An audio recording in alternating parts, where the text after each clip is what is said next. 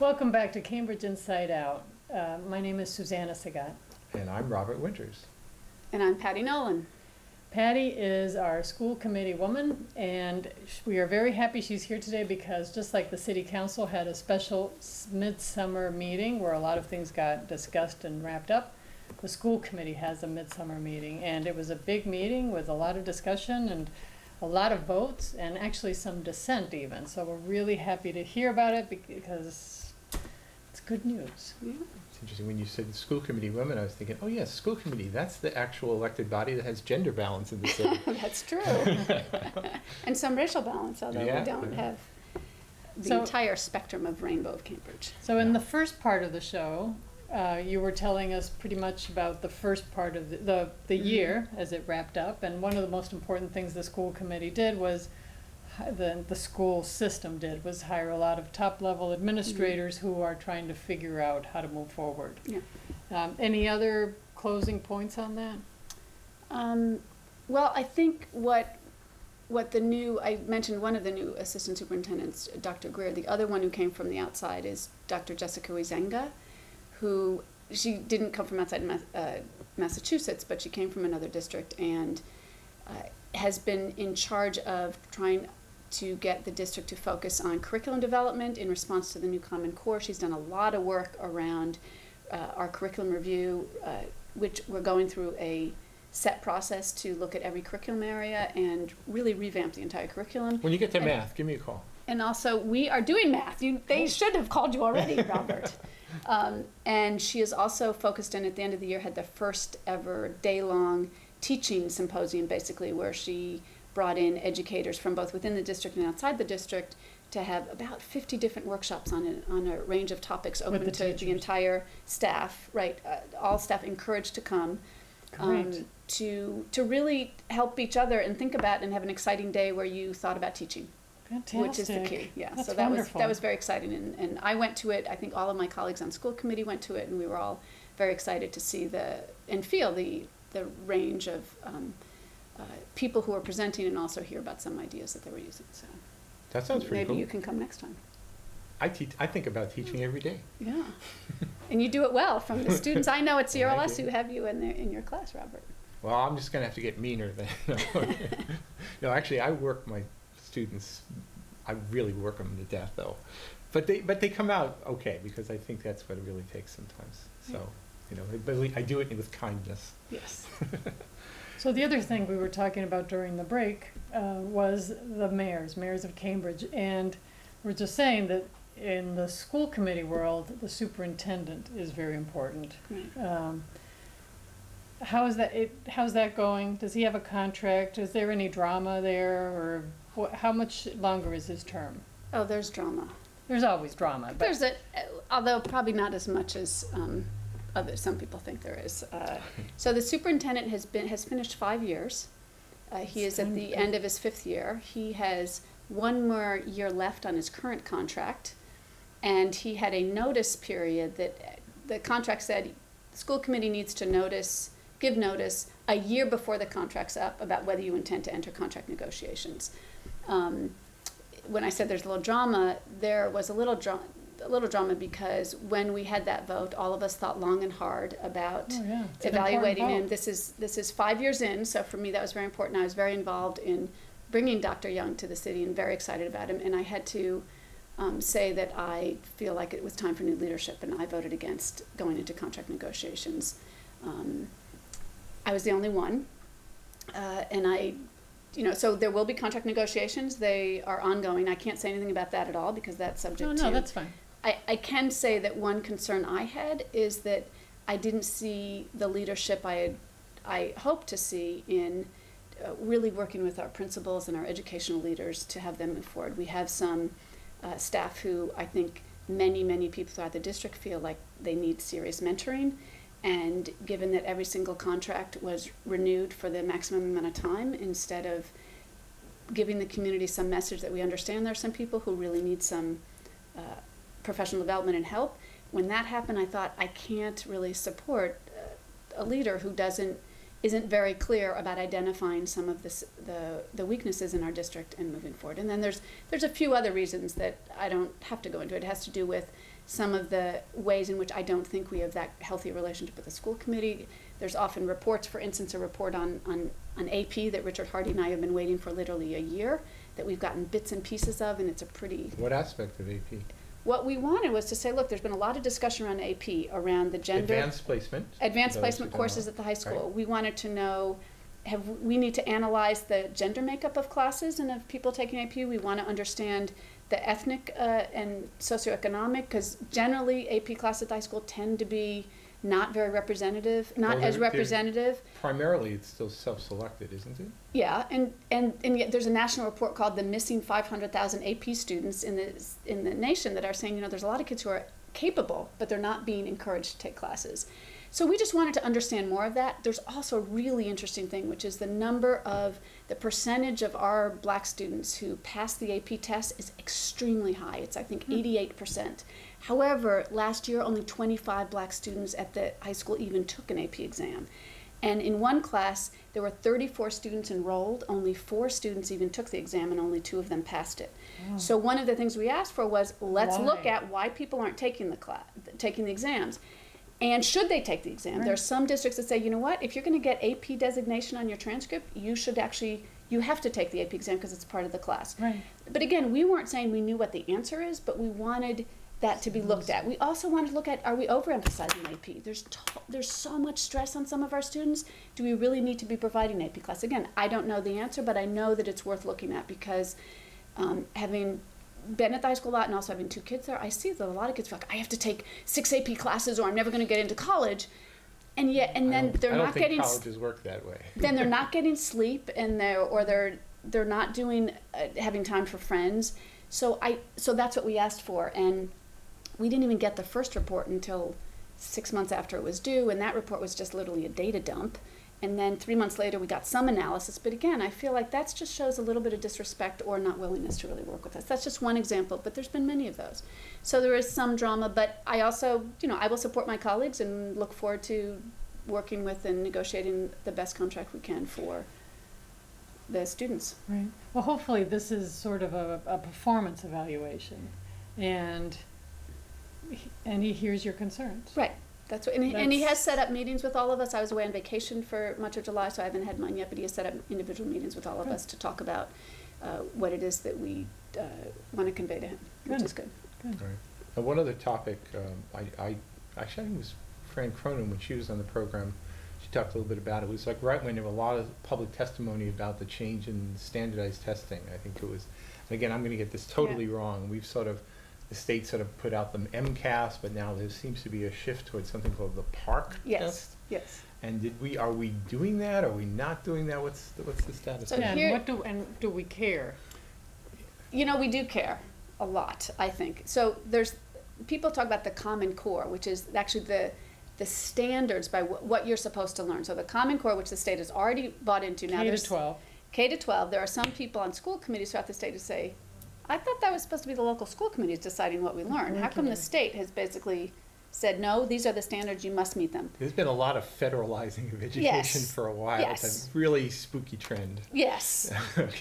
But we need to do the Common Core. So then there's how do you assess whether you're meeting it? Right. And that's where the MCAS comes in, which is currently the testing system we have in place. Right. The PARC would be an alternative. So the PARC isn't MCAS curriculum. Stands for Massachusetts Comprehensive Assessment System. And PARC? PARC stands for the Partnership for everybody messes this of the regular it doesn't matter. Of college and career readiness. The Partnership for the Assessment of something of the college and career readiness. The readiness for college and career. The quiz will come later on in the show. Okay. Right. So that is the test. And what is interesting about this issue is that the state Commissioner of Education is the chair of the PARC Commission. So he is the chair of the entire national consortium. Mitchell Chester. Okay. He used to be in Department of Revenue years ago, wasn't he? Maybe. I think he was. So many people feel like, really? Is it a question whether we're going to go to PARC? He is the chair of this national coalition. So most people assume it's a done deal. The State Board of Ed is going to vote for it. However, there was enough concern about how the test was unfolding that instead of voting to do it, what the State Board of Education about a year ago voted to say is, all right, we're going to hold off on our decision for a year and a half. So in November of 2015, not this November, but a year from this November, the state will decide, are we scrapping MCAS and replacing it with PARCC? Remember, MCAS and PARCC are both tests, Right. and they're supposed to test what you've learned. Are they one at a particular grade level or multi-grade Well, level? here, different so versions? MCAS is, right now, has grades 3 through 8 every grade, Right. and then 10th grade. It's And- expanded to every year? Yes, now, PARCC Wow. goes through 11th grade. In the high school, it's not just 10th grade, it's 9th, 10th, and 11th. So PARCC would be even more, and PARCC includes a test in the fall and in the spring. So many people, And this is a one-day test? well, yes, but it's 2 days and it's a couple different subjects, so that it's a day in the fall and a Wow. day in the spring, and it's a timed, PARCC is timed, MCAS is not. MCAS has developed over the years an ability to understand accommodations for students who may have different Mhm. learning styles. PARCC doesn't have that in place yet. PARCC wants to go online, which I think we all want, partly because then you get the test results sooner. But many school districts aren't quite ready to have it online. So for a whole host of reasons, we as a district voted, and the superintendent recommended it, luckily, and the school committee supported that recommendation. We had to vote on whether to choose MCAS for next year or PARCC. Many, many parents came to us, and many, many teachers, and said, we don't want PARCC next year. However, that doesn't mean that we won't have PARCC in 2 years. Right. We as a district have voted to stay with MCAS for next year, and again, the reasons include our teachers aren't ready, we just restructured our whole district, Oh, yeah. the Common Core is coming in, so even though it's a 21st century test, really, well, we can take MCAS and make it 21st century. Right. There's no reason not to. And I went to a session of the State Board of Education, which was positioned as MCAS or PARCC. Come learn about it. And I thought it was going to be a presentation of, well, here's the pros and cons. It was 100% marketing sales job. I was appalled. I thought our Board of Education should not be saying this is to help you make the decision when they were 100% about trying to get us all to believe in PARCC. And it was only when I asked questions that it came out that there were some pretty serious issues related to PARCC, and that if we don't do PARCC, they were already in the process of updating MCAS to be online and to meet the Common Core. Right, So I don't know if that answers it all, but Well, I have we one- are going to stick with standardized testing, but right now we're not going to do PARCC until I have next year. one quick question on it too, which is I can understand sort of the manner of testing changes. You know, one is online, the other one Right. wasn't, whatever. But in terms of what are you testing? Are there any substantive content changes? I mean, you say Common Core Right. versus not, whatever. You know, as a person who doesn't actually work in those school grades, that doesn't have much meaning for me. So, I mean, it's sort of like, well, in MCAS you have to know trigonometry, and in PARCC you need to know calculus. Is it something? There are some changes, partly because particularly in the high school level, that you now are going to take at 9th, 10th, and 11th grade, so Right. there's definitely more content. On the people who are proponents of PARCC say it's a better test because it teaches more critical thinking skills. I've looked at both. I think there's some element of truth there, but I don't think it's entirely missing in MCAS. And again, we can take MCAS and build on it instead of replacing it. Part of my concern is that if MCAS has worked really well up till now, why not improve it instead of completely change it? However, I am willing to believe in another year from now, when we have a much more solid database on the districts in the state. By the way, I think of the districts in the state, about half of them chose to go with PARCC for next year, and half chose to stay with MCAS. Many districts voted on it. The reasons many of them went with PARCC is, one, again, it was a sales job, and they got this huge carrot, which is if you were a district in trouble this year, they said, well, if you do PARCC next year, even if your performance goes down, we're not going to penalize you. And again, That's in a other good words, reward. Not that's a level really playing good, field. not a level playing field. Yeah. Well, before we run out of time, Yeah. I want to talk about the meeting for the summer. Yeah. The most important part of the meeting, I thought, was your secretary retired. Yes, Pat So- Berry. The So- school committee secretary, who is the most important person in the world. At times, yes, just like at other times, it's the superintendent or the city manager. Well, for the yeah, school for the school committee committee. members. Yeah, she is very the important. secretary keeps them in line, Yeah. gives them, produces voluminous amounts of Yeah. material. And I always get a kick out of seeing the meetings when they leave, because even though they're sad to go, they're really happy to go. Yes. I think, so Pat Barry has been was executive secretary for, I'm not sure exactly how long, about 5 years. She had been served with Marilyn Bradshaw, who might have been there Absolutely. when you were there. And what the school committee a few months ago voted to appoint Judy Martin, who was working with Pat for the last 8 months. She is now our manager of school committee. We did do a little bit of restructuring. It's called the manager of school committee? Well, Pat took advantage of early retirement, so there was some money involved. And we felt, and honestly, we already have, just like we're the highest paid school committee members in the entire state, maybe the country, our school committee office for a district our size, I'm sure, is the highest staffed in the whole Commonwealth. Wow. Nobody has 2 full-time people, nobody, except for maybe Boston. And so we had been asking some schools to cut some of their spending, so we felt like we could not, we had to do the same. So we did do the same. We are working on the title. It had been a salary that it was in the $90,000 range, and that is now less than that, in order to make sure that when Pat left with the early retirement, it wasn't going to increase our costs as a school committee, because they're already, again, we're very generous. She does work really, really hard. And we're also going to look at, we have hired a replacement who came over from RISTA for Judy's job, but we're also going to look at how it is that we can go into the 21st century ourselves, because we don't have enough of our documents online. We need to do more of that, and that's what we look forward to, working with this new staff. And so big changes happening in your office, yeah, too. Slightly. I mean, again, right now at least, there'll still be 2 people, but we are looking forward to having a revamped and 21st century district. Good. Okay, so the meeting. What were the issues? What there happened? Were 2 big issues that had a discussion. One was similar to what we talked about in the last half hour, which was the academic challenge policy change. Right. I had put forth a motion a few months ago to say we have actually someone called an academic challenge manager.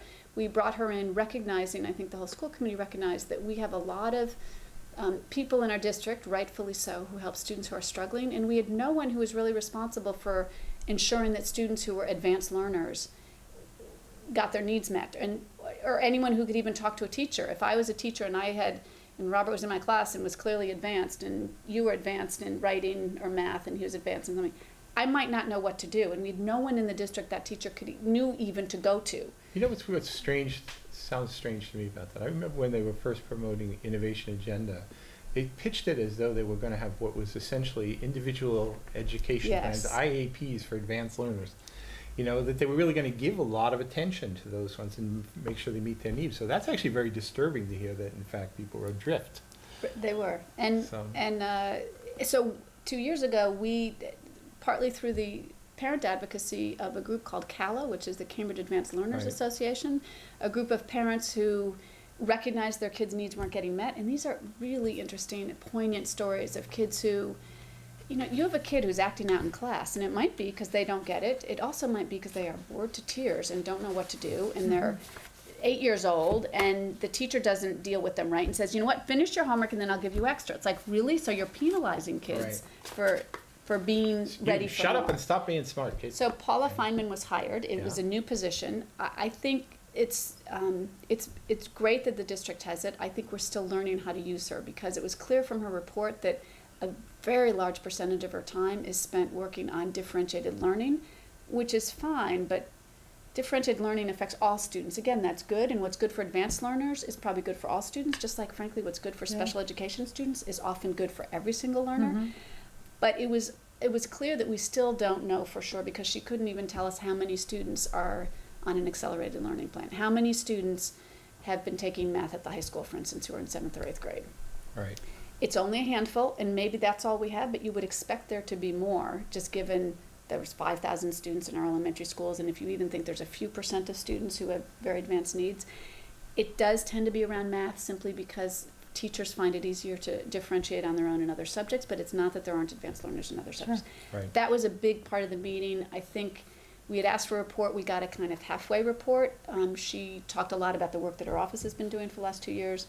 We still don't have a set protocol for that. And again, there's some concern that kids who are going to get identified as advanced learners tend to be more middle class and tend to be more advantaged students by either ethnicity or class, and that shouldn't be the case. There's advanced learners of all but you don't want to, stripes and on the other colors. hand, you don't want to kind of hold off solving a problem because you can't solve all problems. Exactly.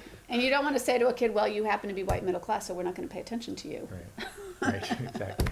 Which is what sometimes students have. So we got that report. That was the presentation at the meeting. And then the other long conversation was about 3 different contracts that came up that were for outside consultants to come in and work. And again, this work is very needed. It's exciting that we're identifying that we need to do. It was some response to intervention. It was some behavioral issue. It was some curriculum work. The concerns expressed by pretty much all of us are that even though we knew some of this was happening, the price tag was really, really high. It was, most of these contracts are, first of all, they don't have a lot of detail in them, but when we all asked and said, well, what is the daily rate? And when it turned out that it was between $400 and $600 per hour that we were spending. Per person. I'm in the Per hour, so I'm in the wrong line of work. someone coming in, it was $4,000 a day or $5,000 a day. Yeah. Goodness. And what I said at the meeting, and I'm happy to say again, is I respect that there are some national experts, but I really feel like there's some unbelievable teachers and leaders in our district who know how to do this. They know how to differentiate. They know how to Yes. develop curriculum. They have excited learners. It just felt funny to me that we were paying these outside people. It doesn't sound funny to me. Well, are they put out on bid? So if you Well, that's another interesting thing. It wasn't an RFP process, and that, Susana, I'm glad you raised that, but I forgot to ask. At the end of the meeting, I said, oh, I meant to ask, because I'm pretty sure it wasn't an RFP. An RFP is a request for proposals. Usually you have a bid process with the state that you have to go to bid on any contract, that's worth. and that's it has worth to a be the lot of lowest money. bid. That's state law. Right. These contracts were all over $100,000. But it was, I think it was through a proposal process, not a bid process.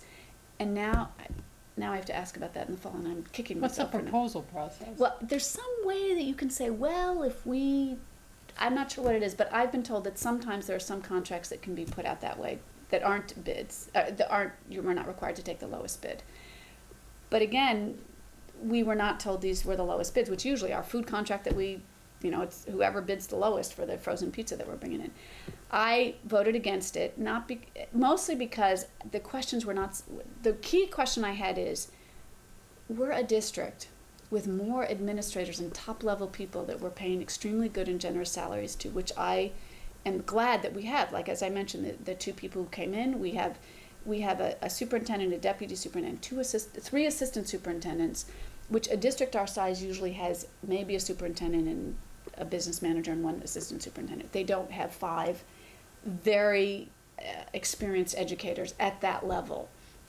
So my feeling, the question was not answered about why, given that we have that staffing and that we have principals in the district, we have principals who have schools that are only 300 kids in it for the most part, and we have 2 coaches in every single one of our schools.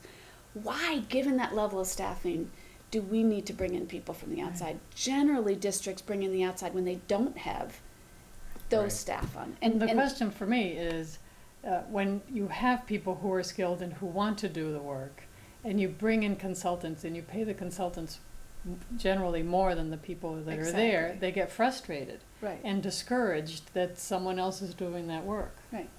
And again, since those questions weren't answered for me, that's why I voted against it. I understand some of these people are other districts are using them, are well received, but again, that question, but those districts don't have our staffing levels. And as you said, we have these we have the staff, we're not really trusting our educational leaders. The answer the superintendent gave was, well, we have to talk about quality, not the quantity, not the price, but quality. And honestly, I think he was saying that we don't have the quality in-house. And my response to that is, well, then you shouldn't have that many people on staff that you don't think are high enough quality. Oh, boy, that's a rough conversation. It's a very rough conversation, but honestly, we have to have that. We have to have that level of conversation, or he should be having it even if it's behind closed doors, because how are we going to move the district forward if we don't? We still get criticized for the high levels of spending. So if we have this high level of spending and you're not having the conversations about how that high level of spending translates into quality staff at every single level in every single classroom, you have to have courage in this line of work. You have to ask those questions, which is what I do. I have one other numbers type of question here, which is, what's the current trajectory as far as enrollment in the schools? We used to have a certain level. It had dropped maybe in early 2000s, and I heard it was climbing. What's the current status for enrollment? So the good news is for the last about 8 years, our enrollment has slowly been going up. It's really been going up since the consolidation. So after the consolidation, which happened in 2003, there had been a decline in enrollment, and then it was precipitous for the next 2 years. We lost, I Right. think, 400 or 500 students. We lost 1,000 students over 3 years around the consolidation. That's when it bottomed out, and it's Right. been slowly climbing. So the good news is a couple things. We are experiencing growth of it's about 8% over the last few years. Oh, that's fantastic. It's very high. It's not, Is that- but it's not yet up to the my goal is to get it Is that just at kindergarten level, or is that sort of throughout the system? kind of throughout the system. So is that to some degree dependent on people who are just arriving into Cambridge and I new think housing, new inhabitants? I think it's partly More people children? arriving. I think it's more children, particularly even though it's across the board, because our high school it bottomed out again was I think 1,500 students for a while. It's up to almost 1,700 now. So even at the high school level, it's Great. going up, and it's projected to continue to go up. Our middle school is still the one that's a bit lowest. Cambridge has this really fascinating. That's and- always been the case. Which is we have far fewer It's eighth graders. always That's been the always been the case. case, isn't it? It's always been the case. The big turnout, K to 4, 4 to 8, they disappear, and then they Right. come back for the high school. And the real Yeah. and the promise of the innovation agenda was we don't want that to happen anymore. Right. Which again, the good news is we do see that growth now. I, of course, as you know, looked around and said, "Gee, what is Arlington, Belmont, Lexington, Watertown, Brookline? What are those districts doing? Because they're closest to us, particularly in terms of housing prices. Brookline has been 15% growth in Wow. they 10 years ago they were 1,000 fewer students than us. Now they're 1,000 ahead of us, and they are continuing to grow. They That's have great news. it's unbelievable for Brookline. So we're doing Oh, well. we've got 15 seconds. Okay, sorry. So that's our enrollment. But it means that if our middle school students stay, we are going to need a new middle school because our middle school is already maxed out That's and we haven't great planned news. that in. Good enough. Anyway, until next week, this is Cambridge Inside Out. Bye, thank you, and thanks for